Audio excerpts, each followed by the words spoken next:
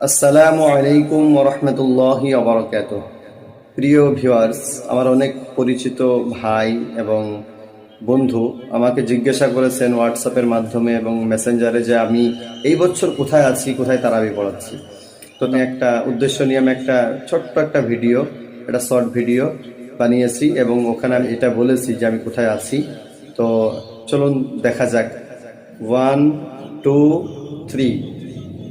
الحمد لمن قدر خيرا وخبالا والشكر لمن صور حسنا وجمالا الحمد لمن قدر خيرا وخبالا والشكر لمن صور حسنا وجمالا। এটা হচ্ছে বর্তমান যেখানে আমি তারাবি পড়াচ্ছি সেই মসজিদ।